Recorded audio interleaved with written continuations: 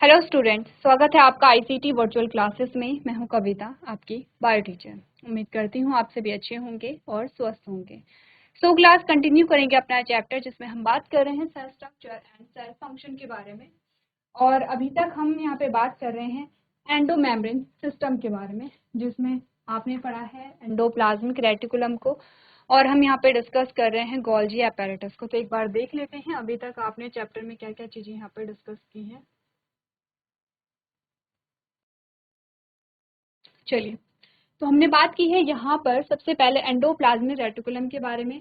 Next हमारे पास Golgi apparatus आता है, और गोल्जी अपैरेटस की फंक्शंस आपने देखे। हम बात करें लाइसोसोम के बारे में, जिसमें कुछ डाइजेस्टिव एंजाइम्स होते हैं, जैसे प्रोटीएज है, लाइपेज है, कार्बोहाइड्रेट्स है। यहाँ पे इसका जो फंक्शन है ये है सेल के वेस्ट को डाइजेस्ट करना, और इसी के साथ जो डेड ऑर्गेनेली होती है, डेड सेल्स होती है, उनको यहाँ पे क्या करना, डाइजेस्ट करना, जिससे कि क्या हो, क्लीनिंग होती रहे। यहाँ पे आपने कहा क्योंकि लाइसोसोम में बहुत स्ट्रॉन्ग यहाँ पे हाइड्रोलाइटिक एंजाइम्स होते हैं, और इन केस कोई डैमेज अगर सेल को होता है और लाइसोसोम अगर फट जाते हैं तो पूरी सेल को डाइजेस्ट कर सकते हैं, और इसी वजह से इन्हें क्या कहा जाता है, सुसाइडल बैग भी कहा जाता है। ठीक है, चलिए, तो अब यहाँ पर बात कर लेते हैं कुछ फंक्शन और फीचर्स के बारे में। आपने कहा सबसे पहले क्या है, सिंगल मेम्ब्रेन है।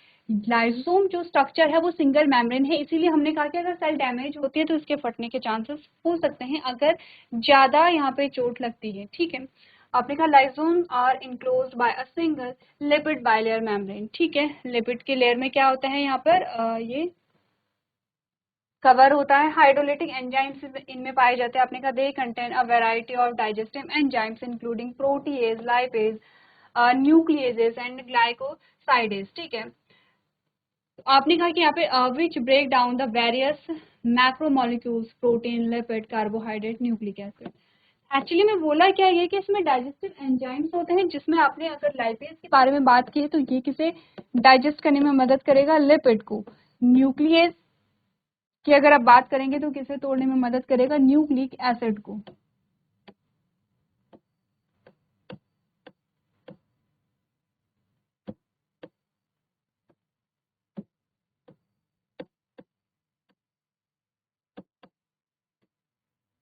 जो न्यूक्लिक एसिड होते हैं।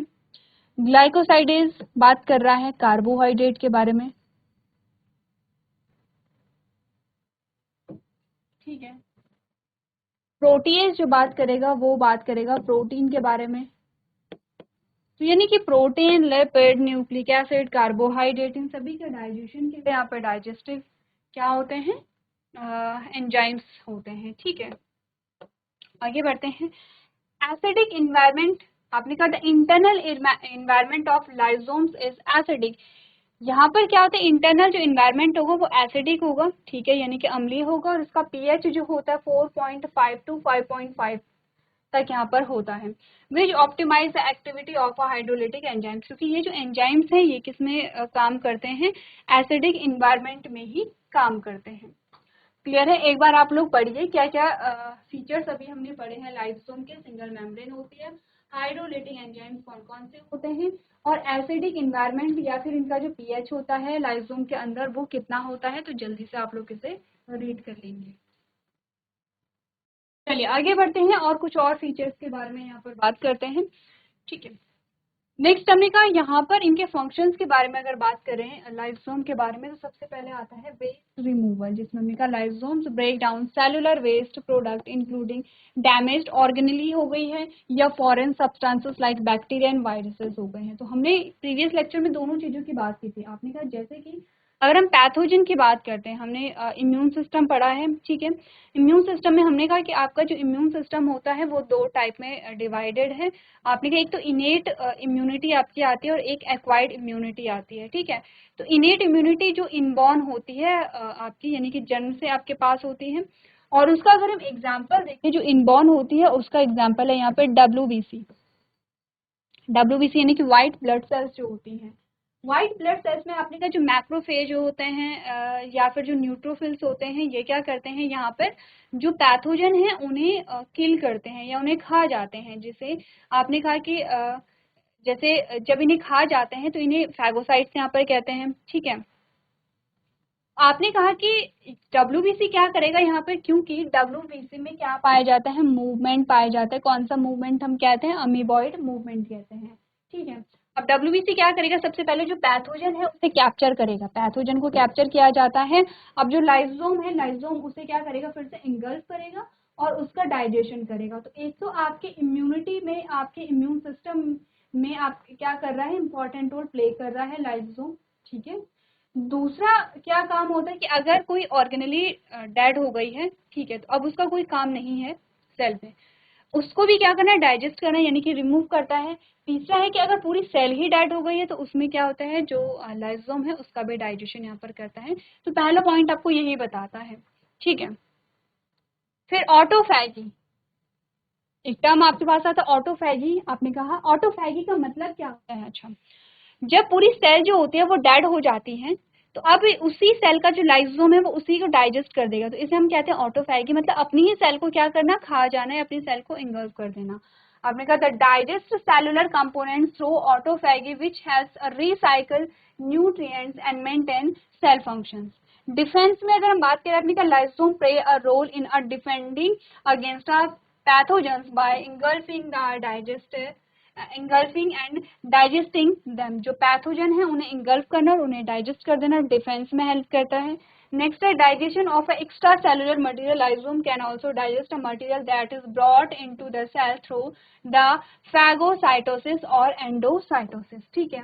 नेक्स्ट है cellular recycling. Lysosome break down our digested materials into their basic building blocks which can then be reused by the cells. आपने कहा जो लाइसोम क्या करता है, डाइजेस्ट करता है मटेरियल को और उन्हें ब्रेक डाउन करता है उनकी बेसिक यूनिट में, जिससे कि उनका रीयूज यहाँ पर किया जा सकता है। तो इम्पॉर्टेंट फंक्शंस है आपके लाइसोम की।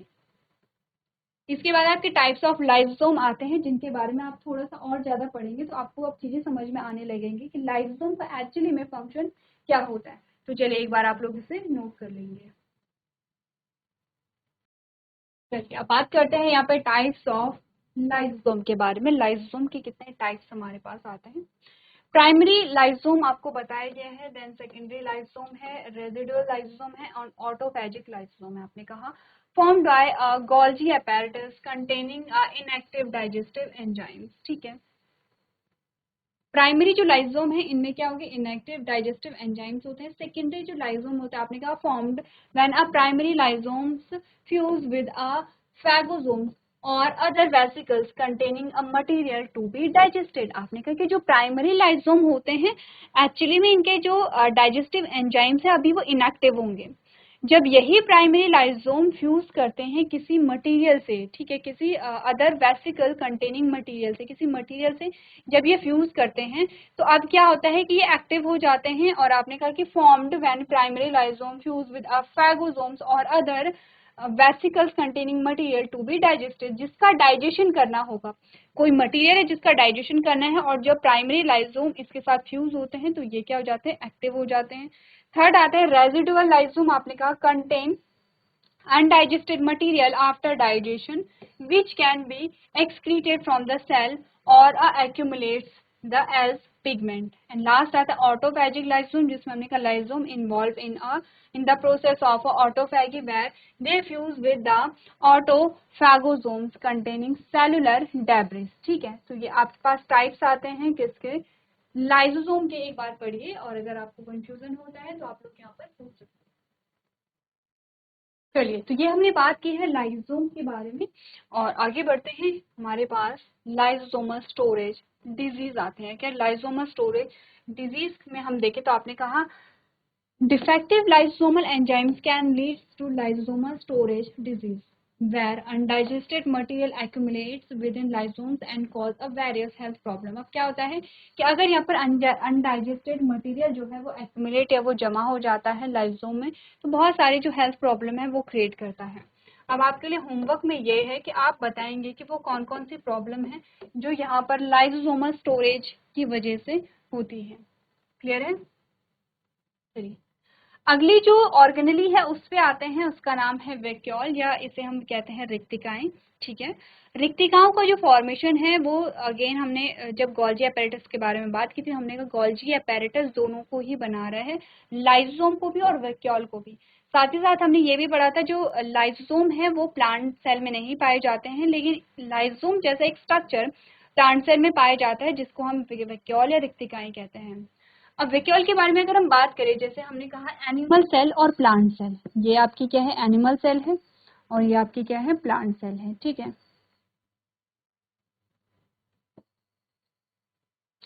आपने कहा कि जो प्लांट सेल है उसमें जो वैक्यूल होते हैं वो बड़े बड़े वैक्यूल आपको देखने को मिल सकते हैं, ठीक है, और जनरली इनका जो नंबर है वो 1 होता है। तो हमने क्या बात की है यहाँ पर, लार्ज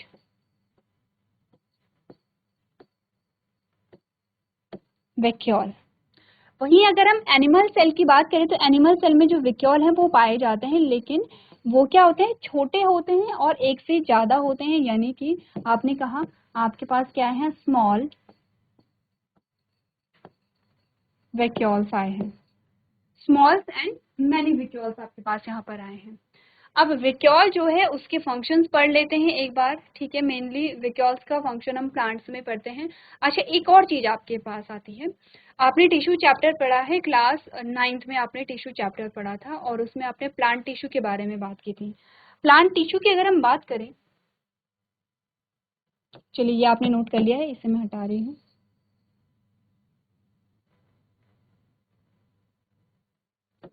अगर हम बात करें प्लांट टिश्यू के बारे में, प्लांट टिश्यू में आपके 2 टाइप के टिश्यू आते हैं।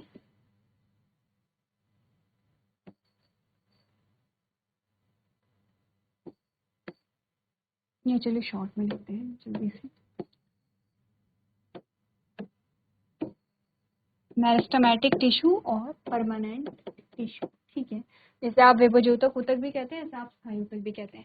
मेरिस्टेमेटिक टिश्यू में आपने बात की थी यहाँ पे एपिकल मेरिस्टेम के बारे में, लेटरल मेरिस्टेम के बारे में, इंटरकैलरी मेरिस्टेम के बारे में, और परमानेंट टिश्यू में आपके पास आए थे सिंपल परमानेंट टिश्यू। सारे शॉर्ट में लिखे जा रहे हैं क्योंकि आपका जो टॉपिक है वो ये नहीं है, ठीक है। हमारा टॉपिक है यहाँ पे सेल के बारे में जानना। तो अभी एक ओवरव्यू लेते हैं जिससे हमें अभी अपने टॉपिक को समझने में इजी आपको लगेगा। दूसरा आपका आता है complex permanent tissue. Simple permanent tissue में आपके आते हैं कॉलेनकाइमा, स्क्लेरेनकाइमा और पैरेनकाइमा, ठीक है। पहले पैरेनकाइमा आना चाहिए था, बट 3 प्रकार के आपके सिंपल परमानेंट टिश्यू आते हैं। कॉम्प्लेक्स परमानेंट टिश्यू में आप बात करते हैं जाइलम के बारे में और आप बात करते हैं फ्लोएम के बारे में। तो ये एक आपके पास टाइप ऑफ टिश्यू का एक ओवरव्यू होता है। अगर हम मेरिस्टेमेटिक टिश्यू की बात करें तो मेरिस्टेमेटिक टिश्यू में बोला जाता है कि इसमें जो वैक्यूल हैं वो क्या होते हैं, एब्सेंट होते हैं। एब्सेंट यानी कि अनुपस्थित होते हैं, ठीक है। क्या रीजन है कि इनमें जो वैक्यूल्स होते हैं वो क्या होंगे, एब्सेंट होंगे।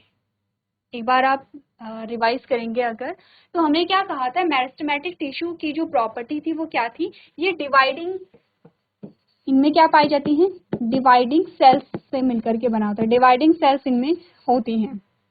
मेरिस्टेमेटिक टिश्यू की जो सेल्स होती हैं वो डिवाइडिंग होती है, इनमें डिवाइड होने की कैपेसिटी होती है, क्योंकि उनका जो मेन एम है वो है ग्रोथ। यहाँ पर ग्रोथ, ग्रोथ या फॉर्मेशन ऑफ न्यू पार्ट्स। जैसे कि जैसे अगर हम प्लांट्स की बात करें तो ग्रोथ का मतलब होता है एक तो पेड़ की लंबाई में वृद्धि करना, तने की मोटाई में वृद्धि करना। अगर हम नए पार्ट्स के फॉर्मेशन की बात करें तो जैसे कि आपने कहा नई जो लीफ बनती हैं, जो बर्ड बनती हैं, जो फ्लावर बनता है या जो सीड बन रहा है, ठीक है, या फ्रूट जो बन रहा है, ये सारा क्या है, नए पार्ट्स का फॉर्मेशन हो रहा है। तो नए पार्ट्स का फॉर्मेशन हो या ग्रोथ हो, ये किस पे डिपेंड करता है, मेरिस्टेमेटिक टिश्यू पे डिपेंड करता है, ठीक है। मेरिस्टेमेटिक टिश्यू क्या होगा, ग्रोथ के लिए रिस्पॉन्सिबल होगा, क्योंकि आपने कहा कि कोई एक सेल है इस प्रकार से और इसे क्या करना है, डिवाइड होना है।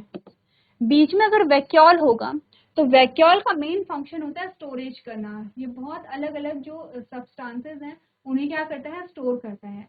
अगर वैक्यूल आपका पूरा स्टोर करेगा तो इस केस में जो सेल है वो थोड़ा आपकी कैसी होगी, रिजिड हो जाएगी, क्योंकि पूरी पैक सेल है। अगर तो इसके आपने कहा डिवीजन में क्या होगा, डिवीजन में डिफिकल्टी आएगी। सेल डिवीजन पढ़ा है हमने, सेल डिवीजन जब हमने पढ़ा तो हमने कहा इसके डिवीजन में क्या होगी, डिफिकल्टी आएगी। जिस सेल को यहाँ पे डिवाइड होना है अगर उसमें वैक्यूल ना हो, इट मीन्स कि यहाँ पे जो सेल है वो फुल्ली पैक्ड नहीं है, तो इजिली वो क्या होगी यहाँ पे डिवाइड हो जाएगी। तो आपके पास आया था कि क्यों यहाँ पर जो इंटरकैलियरी मेरिस्टेम या मेरिस्टेमेटिक जो टिश्यू होते हैं उनमें वैक्यूल जो है वो एब्सेंट क्यों होता है। तो उसका रीजन हमने यही कहा था क्योंकि डिवाइडिंग सेल्स होती हैं। अगर वैक्यूल फुली पैक्ड होगा तो यहाँ पर डिवीजन में क्या होगी, यहाँ पर डिफिकल्टी होती है, इसीलिए डिवाइडिंग सेल्स में वैक्यूल नहीं होते हैं। ठीक है, क्लियर है इतना?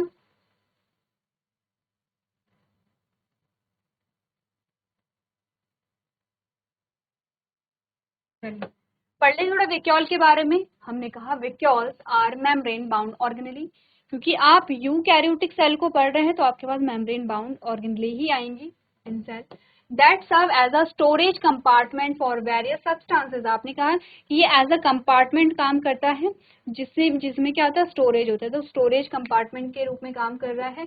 दे are prominent in plant cells occupying a large portion of the cell volume and providing support and turgor pressure। यहाँ पर बात करें कि जो प्लांट सेल है मैक्सिमम जो एरिया है वो वैक्यूल ही यहाँ पर क्या कर लेते हैं, ऑक्यूपाई कर लेते हैं मैक्सिमम एरिया सेल में। कौन से? वैक्यूल। ठीक है, और टर्जिडिटी देते हैं। आपने देखा होगा जैसे हमने कहा कि पत्तियां इस प्रकार से आपकी क्या रहती है, खिली रहती है, चौड़ी रहती हैं, तो क्या होता है यहाँ पे जो टर्जिडिटी है वो प्रोवाइड यहाँ पर करते हैं। Animal cells have many smaller, animal cell जो होती है, जंतु कोशिका जो होती है उसमें बहुत सारे वैक्यूल होते हैं, छोटे छोटे होते हैं, लेस न्यूमरस वैक्यूल्स और नॉन एट ऑल। ठीक है, तो चलिए एक बार वैक्यूल के बारे में हम बात करेंगे। तो आपने बात की कि वैक्यूल मेनली जो प्रॉपर्टी है वो प्लांट सेल की, एनिमल सेल में हो भी सकती है, नहीं भी हो सकती है, लेकिन छोटे छोटे वैक्यूल्स होंगे और एक से ज्यादा यहाँ पर वैक्यूल पाए जाते हैं। तो चलिए एक बार आप लोग डेफिनेशन नोट कर लेंगे। चलिए ये तो आपने बात की है डेफिनेशन के बारे में। इसके आगे आपके पास आते हैं फंक्शंस। यहाँ पर स्टोरेज आता है, मेंटेनिंग टर्गर प्रेशर आता है, वेस्ट डिस्पोजल आता है, पीएच रेगुलेशन है, एंड स्पेशलाइज्ड फंक्शन कुछ यहाँ पर आते हैं वैक्यूल के। ठीक है, टाइप्स के बारे में बात करें तो आपने कहा आपके पास कॉन्ट्रैक्टाइल वैक्यूल है, फूड वैक्यूल है, गैस वैक्यूल है, डिफरेंट टाइप्स के आपके पास आते हैं। एक बार आप लोग वैक्यूल को पढ़ करके लेके आएंगे। तो आज के सेशन में हम इतना ही करेंगे। अभी तक क्लास में बने रहने के लिए आपका धन्यवाद।